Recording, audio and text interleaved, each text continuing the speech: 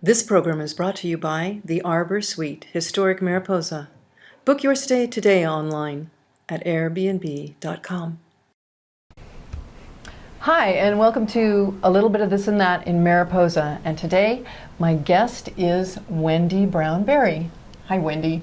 Hi. Hi, it's good to have you here. Thank you. Yeah. Before we get into it, let me tell everybody that there's a few things coming up. I'm your host, Carol Dewey, and usually at the beginning of my show, I let you know a few things that are happening, a little bit of this and that in Mariposa right now. So, up on the weekend of the 15th, 16th, and 17th, Cinderella the play is going to be performed over at the high school.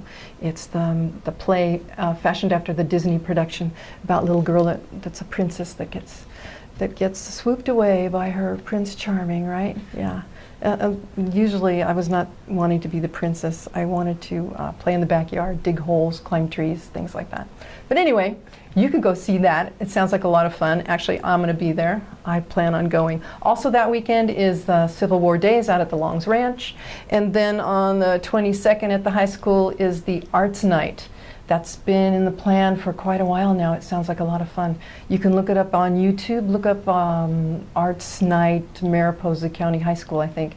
And there's a few productions that have been put together by our multimedia class at the high school. They do an excellent job, I can see. Well worth looking into, so check that one out.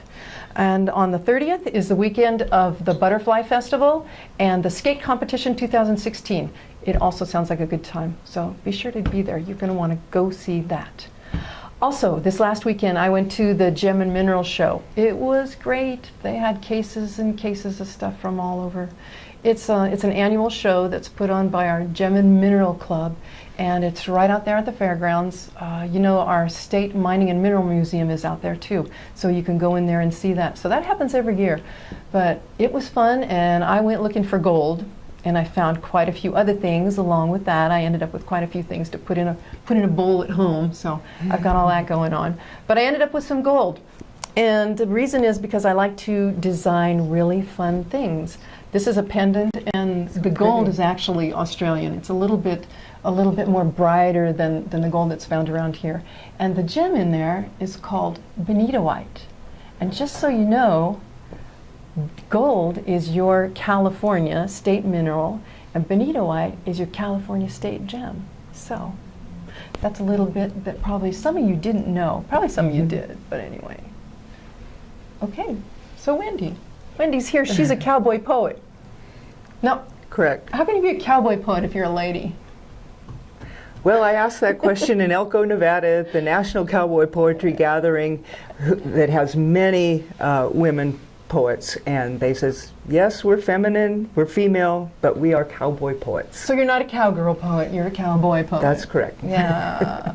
So are you having a good time with this? I am. Yeah, it takes you all over the place, doesn't it? Yes. Yeah. I've had quite a few gigs around California, and nothing out of California, but mostly locally here. I donate a lot of time into various venues. Right. Some better than others. Now, did you used to go on the wagon train too? Because I know that's what I thought. Yeah. So did it start with wagon train? I believe that our local cowboy poetry gathering, the Cannonball Cowboy Poetry Gathering, started with the wagon train, and it was the big celebration after the wagon train was over with. And after Bud Puckett decided he had to take a step down, they asked if I wanted to coordinate the gathering, and I accepted. Nice. And I had been performing for a few years before that, since 1996. And so I took over as MC and brought poets in from all over, and we built it up to a pretty good sized gathering at the fairgrounds. Excellent. Yeah. Well, now, being a cowboy poet is like not something that I would imagine the average human being really thought of doing. What exactly is it that caused you to want to do this? Well, I've been writing poetry for most of my life. It runs in my family. My grandfather wrote poetry, my mom wrote poetry. And I wrote poetry. However, in college, my instructors were not overly impressed with my writing, so I just tucked it away. And moved to Mariposa. Uh-huh. And when we attended our first gathering at the fairgrounds, my husband looked in the paper and he says, "Wow, cowboy poetry, what's that?" And he says, "We should go." And it was an enjoyable experience. And I says, "You know, I've been writing cowboy poetry and I didn't realize it." Oh. And so I got real brave. We had a wonderful trip to the high country, and I wrote my first epic poem about this wonderful trip up to the Ansel Adams Wilderness. Right. And that got me started, and I started reciting and just kept moving forward. Yeah, so it's sort of like an outpouring of your surroundings, the beauty of nature, and Yep. yeah, hmm that's wonderful. You have a book here, huh? Mountain Majesty. Yeah, Mountain Majesty was my first poem, so Oh, okay, so yeah, it's filled with all that's your what poems. got me huh? out there. Yeah. What's filled with other stuff, not just your poetry, huh? Right. There's. I write for special occasions, weddings, unfortunately funerals, lost pets and family, but celebrations too. Personal poems for people if they're interested. Nice. I enjoy doing that. Yeah. It's fun to be out there in the middle of the wilderness with your dog and your horses. Yeah, it's and, inspiring. and riding too, huh? Yeah. You also have an event coming up, don't you? I do. Yeah. Cowboy Poetry Week is April the 17th through the 23rd. Okay. Back 15 years ago, cowboypoetry.com initiated Cowboy Poetry Week.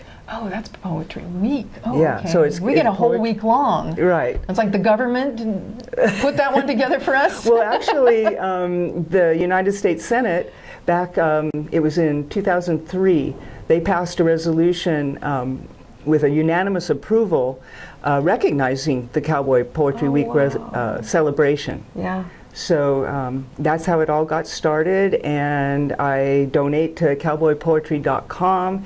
It's a wonderful website. They sponsor the Bardee Ranch website, and it's just great.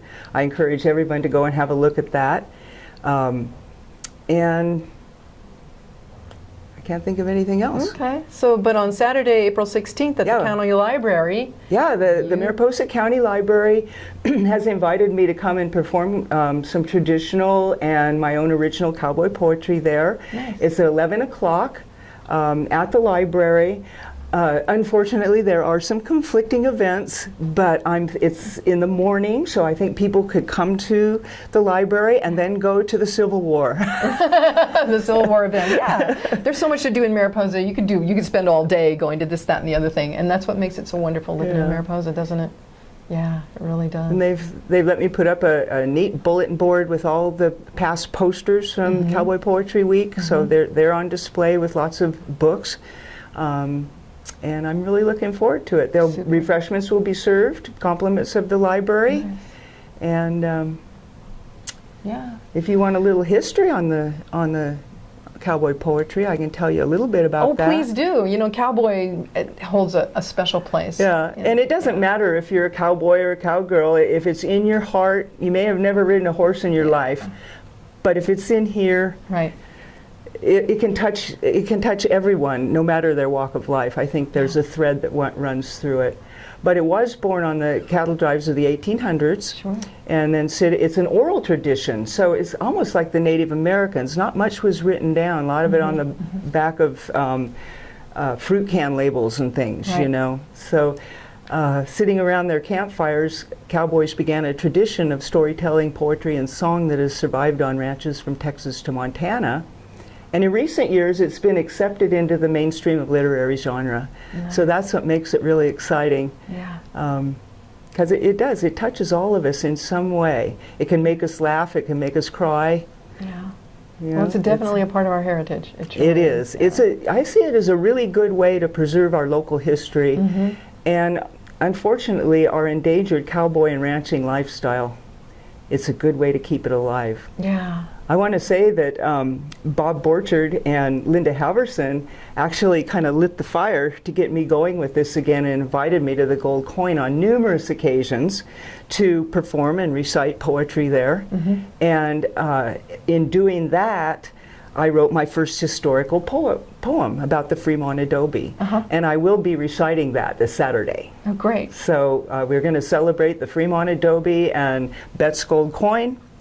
Super. And do our best to do that for you. Well, excellent. Well, thank you, Wendy, and I hope Yeah. everybody comes out on 16th over there and we'll listen to your wonderful poetry. Thank you. Great. Thanks for I hope joining me. Thank you for the time to keep the spirit of the West alive. Absolutely, my pleasure. Yeah. My pleasure. And Thank thank you you all for joining us, and we'll see you again next time on A Little Bit of This and That in Mariposa.